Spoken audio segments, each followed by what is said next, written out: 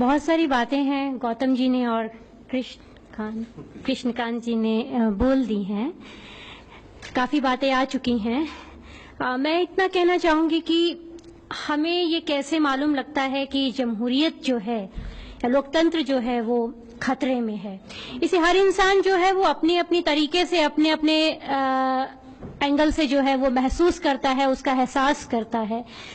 लेकिन मुझे ऐसा लगता है कि जो पत्रकार होता है, जो जर्नलिस्ट होता है, वो तब ये जान पाता है जब वो दूसरों की स्टोरीज कर रहा होता है, दूसरों की कहानियों से रूबरू हो रहा होता है, उन्हें अपने में उतार रहा होता है, तब उसे मालूम लगता है कि जमहूरियत या लोकतंत्र जो है वो कितना खतरे में है।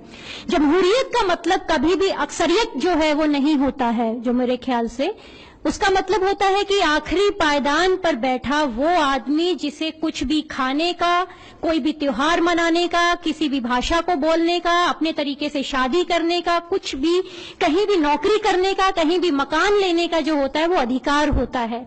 लेकिन जब इन अधिकारों पर अंकुश लगने लगता है, पाबंदी लगने लगती है, विरोध होने लगता है, तब एक पत्रकार को मालूम लगता है, तब उसको एहसास होता है कि कहीं ना कहीं हालात जो हैं वो बेहद खराब हैं या खराब होने वाले हैं और बहुत ज्यादा खराब जो हैं वो हो चुके हैं। तब उसे ये महसूस होता है। जैसे मैं इसमें दो उदाहरण देना चाहूंगी।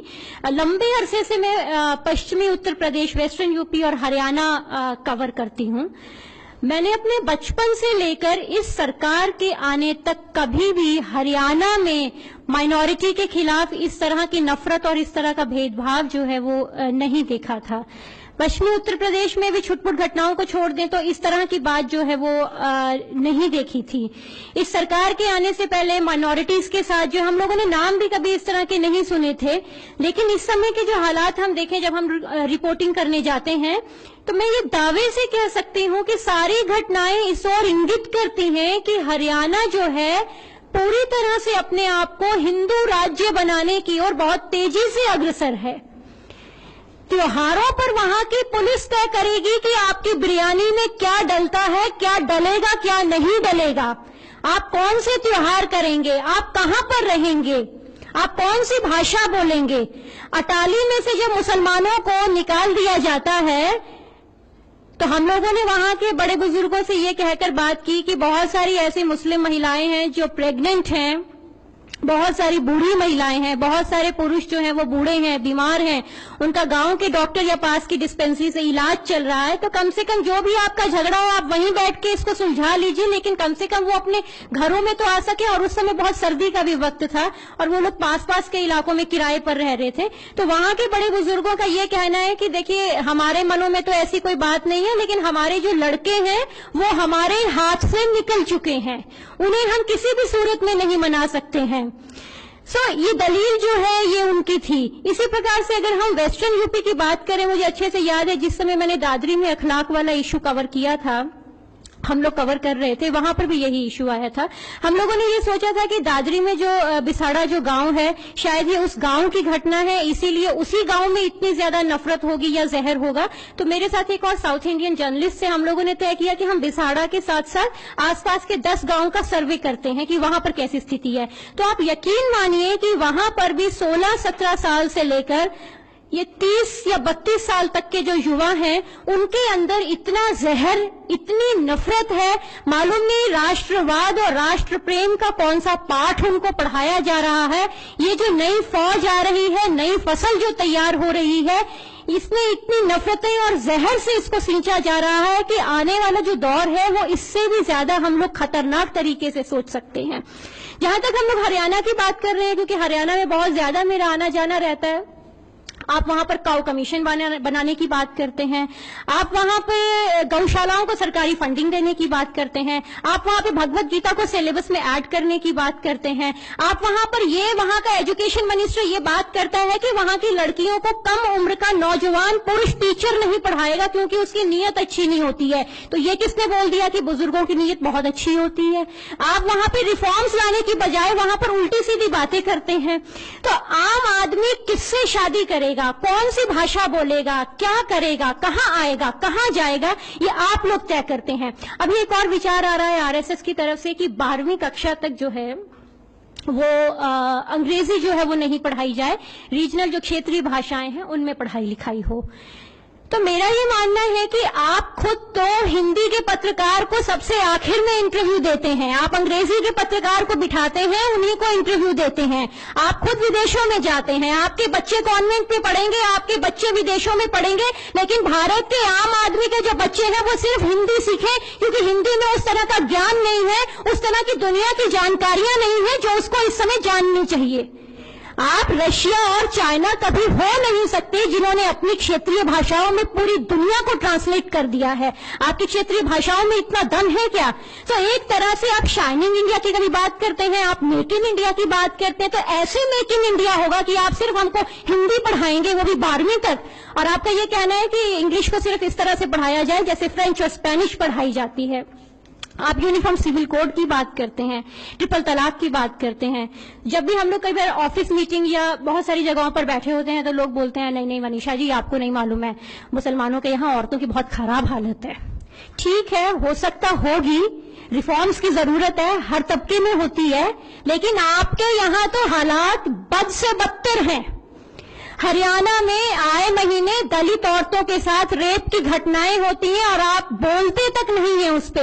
मुझे अपनी जिंदगी में सबसे खराब लगा था जब मैंने एक 5 साल की या 7 साल की एक ब्लाइंड बच्ची को इंटरव्यू किया था, पानीपत की बच्ची थी, उसको उसके मालिक मकान ने रेप किया था।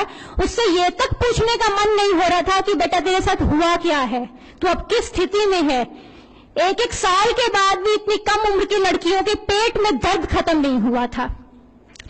आप बात करते हैं यहाँ पर अंधविश्वासों की, आपके यहाँ पर अंधविश्वास ऐसे हैं, आपका चाइल्ड सेक्स रेशो 2 सेंसस से लगातार नीचे है। उत्तर प्रदेश की अगर हम लोग बात करते हैं तो उत्तर प्रदेश के उन जिलों में चाइल्ड सेक्स रेशो लड़कियां सबसे कम है जहां के लोगों को मुसलमानों की महिलाओं की चिंता है। बागपत में सबसे कम है, मुजफ्फरनगर में सबसे कम है, मेरठ में सबसे कम है, गाजियाबाद में सबसे कम है, सहारनपुर में सबसे कम है, और यहीं के लोग ज्यादा उत्पात मचाते हैं हर चीज को लेकर। आपके यहाँ पर अंधविश्वासों की ये हालत है। मुझे याद है अच्छे से कि मैंने एक बार एक फेलोशिप के दौरान में हरियाणा में काम कर रही थी। बेटा नहीं होता है तो औरतों के साथ किस तरीके से बदसलूकी की जाती है, तो वहां की औरतों ने मुझे बताया कि यहाँ पर ये हालात है कि मेडिकल ट्रीटमेंट तो जो हमारे चलते हैं सो चलते हैं, लेकिन यहाँ पर एक और बहुत अंधविश्वास चलता है कि लोग बोलते हैं कि मोर के पंख का पाउडर बना के गाय के दूध के साथ चांदनी रात में लो तो बेटा हो जाता है। और ये बहुत जबरदस्त, मतलब कि मैंने पूरे रीजन में जब इसको पूरे उसमें देखा तो सबने मुझे ये वाली बात बताई।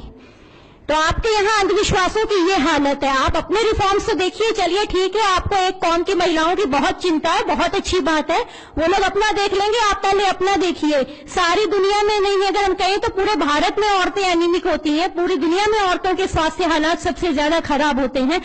आपके यहाँ पर औरतें जो है सुबह 4 बजे उठ के रात के 2 बजे सोती हैं। नेशनल हेल्थ फैमिली सर्वे बताता है कि हरियाणा की औरतों ने रिकॉर्डेड स्टेटमेंट दिया है कि अगर पति पीटता नहीं है तो वो पति नहीं है, तो हम उसको अपनी पत्नी महसूस नहीं करते हैं। यानी कि अगर पत्नी है तो पति का पीटना जरूरी है। आपके यहाँ रिफॉर्म्स की ये हालत है। तो मुझे लगता है कि गलती जो है वो हम लोगों की इस मायने में ज्यादा है कि जो लोकतंत्र को इतना खतरा नहीं है, लेकिन इस लोकतंत्र के जरिए जो मैंडेट आया है उस मैंडेट से बहुत ज्यादा खतरा है। इस मैंडेट को बहुत ज्यादा चिंता है दूसरे कौम की महिलाओं की स्थिति की, हमारी भाषाओं की, हम एक ही डॉक्टर के पास जाएं, एक जैसा इलाज करवाएं, एक जैसा खाएं, एक जैसी बात करें, एक जैसे त्योहार बनाएं, सबके साथ शिशु शिक्षा सरस्वती पाठशाला में पढ़ने जाएं, ये लोग ऐसा चाहते हैं। तो मुझे लगता है कि जिस तरह की बातें हो रही हैं पॉलिटिकल सिस्टम में, कृष्णकांत ने भी यही बात कही थी कि ले दे कि जब हमारे पास ऑप्शन नहीं रहता है, बातें ये भी हो रही हैं कि अभी तो हमें 3 साल और झेलना है, जितनी चीजें खराब हो चुकी हैं उससे ज्यादा खराब होंगी, तो अगली बार के लिए भी ऑप्शन नहीं है। तो इतनी मेजॉरिटी से तो ये लोग नहीं आएंगे, लेकिन कहते हैं कि आएंगे यही लोग। अगर आप कुछ भी अपनी बात करते हैं तो सोशल मीडिया पे ट्रोलिंग के लिए इनकी एक लंबी चौड़ी फौज है। सोशल मीडिया की जब हम बात करते हैं, ये लोग यहां तक तय करते हैं कि आपकी फेसबुक लिस्ट में कौन रहेगा कौन नहीं रहेगा। मुझे अच्छे से याद है, एक बार चंगेजी के यहाँ चिकन खाते हुए मैंने अपना एक फेसबुक पे फोटो लोड कर दिया था, तो मुझे खूब गालियां पड़ी थी और वो फोटो मुझे हटाना पड़ा था। लोगों ने बोला था कि मनीषा जी, इससे हमारी ना भावनाएं आहत हो रही हैं।